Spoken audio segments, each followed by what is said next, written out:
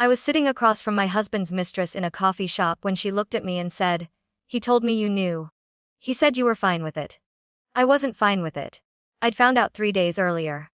And what she didn't know was that I'd already spoken to a lawyer, a forensic accountant, and his boss. My husband thought I was too weak to leave. He was about to find out how wrong he was. My name is Claire, and I'm 34 years old. I was married to David for 9 years. We met in college. He was charming, ambitious, confident. We got married when I was 25.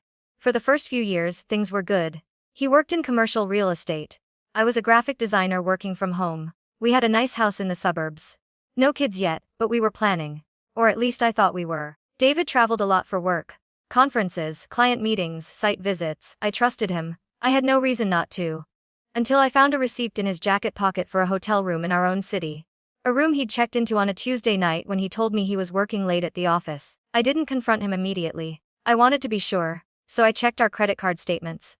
There were charges I didn't recognize. Dinners at expensive restaurants I'd never been to. Jewelry I'd never received. Flowers I'd never seen. I installed a tracking app on his phone while he was in the shower. I told myself I was being paranoid. But the app showed me the truth. He wasn't at the office. He was at an apartment across town. An apartment I didn't know existed. That's when I hired a private investigator. 3 days later, I had photos. David with a woman named Amanda. Kissing her in a parking lot. Holding her hand at a restaurant. Going into her apartment and not leaving until morning. The first time I caught David in a lie, I didn't realize it was part of a pattern. It was 6 months into our marriage. He told me he was going on a business trip to Chicago for 3 days. He came back with photos from the trip. Him at a conference. Him with clients. But when I asked about the hotel, he got defensive. He said, "Why are you interrogating me? Don't you trust me?" I apologized. I felt guilty for questioning him. Looking back, that was the moment he learned he could gaslight me. That was the moment he realized I'd accept his lies if he made me feel bad for doubting him. The second time, it was more obvious. It was our 5th anniversary. I'd planned a special dinner at home. I cooked his favorite meal. I bought champagne. I waited for him to come home. He texted me at 7 p.m. saying he'd be late. Client emergency. He texted again at 9 p.m., still dealing with it. At 11 p.m., I called him. He didn't answer. He came home at 1 a.m., smelling like perfume. I asked him where he'd been. He said, "I told you." Client emergency, why don't you believe me? I said, "You smell like perfume." He said, "It's probably from the client. She's very affectionate, hugs everyone." But I didn't have proof. So, I let it go. The third time, I found a text message. He'd left his phone on the kitchen counter while he was in the shower. A message popped up from a contact saved as Mike from work. The message said, "Last night was amazing. I can't stop thinking about you." I opened the thread. There were dozens of messages. Intimate messages. Photos, plans to meet. I took screenshots. When David came out of the shower, I confronted him. I showed him the messages. He looked at the phone, then at me, and he laughed. He actually laughed. He said, "You went through my phone." "That's a violation of privacy, Claire." I said, "Who is Mike from work?" He said, "It's exactly what it says. A coworker. We're close friends." "You're reading into things that aren't there." I said, "These messages aren't friendly. They're romantic." He said, "You're being paranoid. This is exactly why I don't tell you things. You twist everything." And then he walked out. He stayed at a hotel that night. When he came back the next day, he acted like nothing had happened. That was 3 months ago. I didn't leave. I wanted to. But I was scared of being alone. Scared of starting over. Scared that maybe he was right and I was just paranoid, so I stayed. And he kept lying, and I kept pretending I believed him. Until 2 weeks ago, David told me he was going to a conference in San Diego for 4 days. He showed me the itinerary. He kissed me goodbye. He told me he loved me. And then he left. But I knew he was lying. Because I'd been tracking his phone. And his phone wasn't in San Diego. It was 20 minutes away at Amanda's apartment. I drove there. I sat in my car across the street for 2 hours. And then I saw him. Walking out of her building. Holding her hand. Laughing. He looked happier than I'd seen him in years. I took photos. I took videos. And then I went home. I didn't cry. I didn't scream. I didn't break things. I just sat on the couch and thought about what to do next. That's when I realized I wasn't sad. I was angry. And I wasn't gonna let him get away with this. The next morning, I called a divorce lawyer. Her name was Karen Mitchell. I told her everything. I showed her the photos, the text messages, the credit card statements.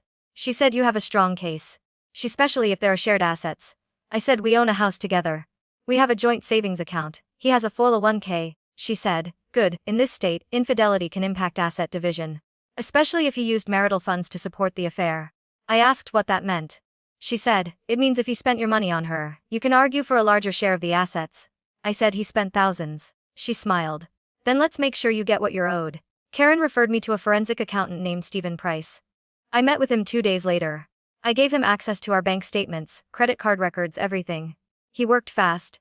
Within 3 days, he had a report. David had spent over $47,000 on Amanda in the past 18 months. Dinners, hotels, jewelry, trips. He'd even paid her rent twice when she was between jobs. All of it came from our joint account, money I'd contributed to, money I'd earned. Stephen said, "This is financial misconduct. In a divorce, this gives you significant leverage." I asked what would happen. He said, "Your lawyer can argue that he dissipated marital assets. The court can order him to reimburse you. Or they can award you a larger portion of the remaining assets. But I didn't just want money, I wanted him to face consequences. So I did something I hadn't planned. I called Amanda. I found her number in David's phone records. I texted her from a burner number and asked to meet. I told her I had information about David she needed to hear. She agreed. We met at a coffee shop. She was younger than I expected, 26, pretty. Nervous. I sat down and said, "I'm David's wife." Her face went white. She said, "He told me you knew. He said you had an open marriage." I shook my head. "We don't. He's been lying to both of us." She started crying. She said, "I had no idea. He told me you were separated, that you were living in different parts of the house while you figured out the divorce." I showed her photos of David and me, from last month, smiling, together. She covered her mouth. She said, "I'm so sorry. I never would have if I'd known." I said, "I believe you. But I need your help." She looked at me. I said, "I need you to tell the truth, to my lawyer. To anyone who asks, I need you to confirm that David lied to you, that he used our money to support you." She nodded. "I'll do whatever you need." 2 days later, Karen filed for divorce. David was served at work. I wasn't there, but his coworker told me later that he went pale.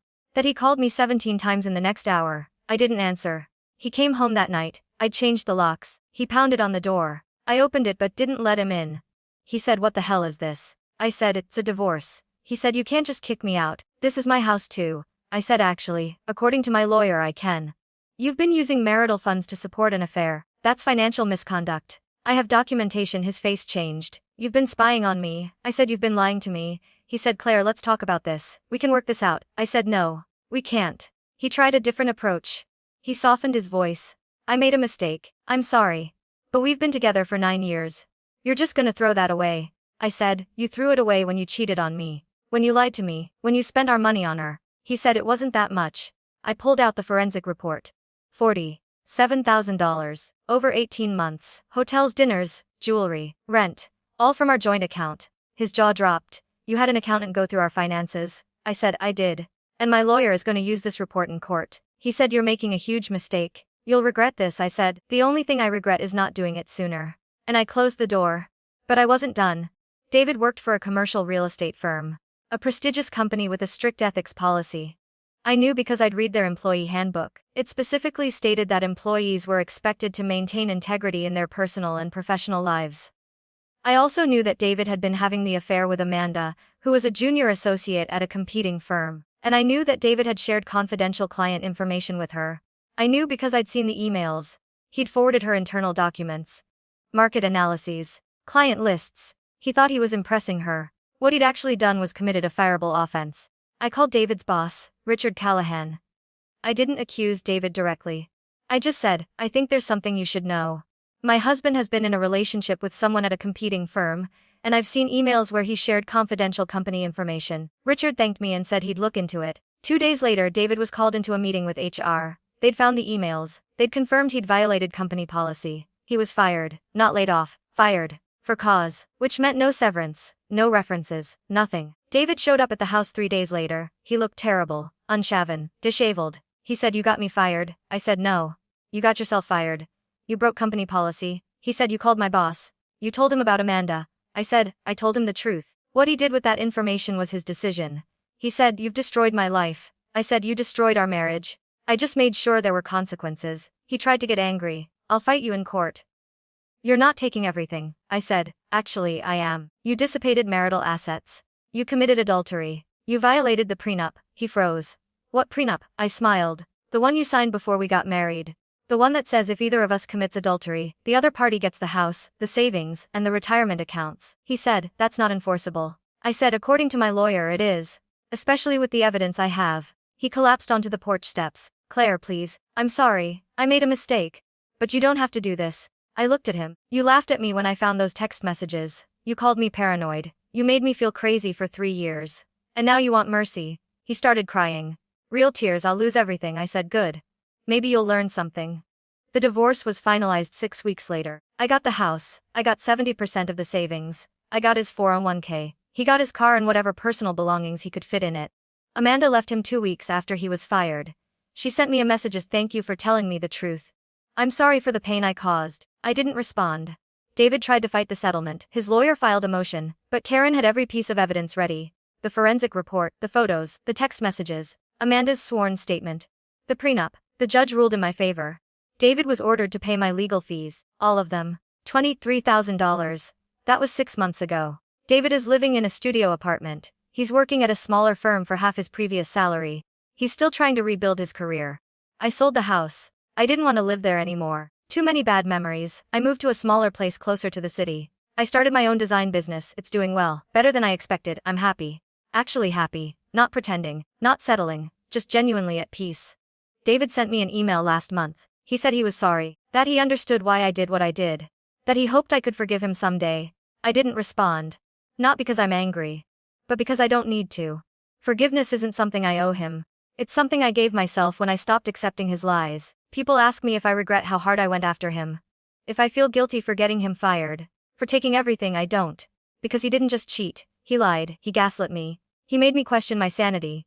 He spent years making me feel small. And when I finally stood up for myself, he laughed. So no, I don't regret it. He cheated, lied, and laughed. And my revenge cost him everything. And I'd do it again.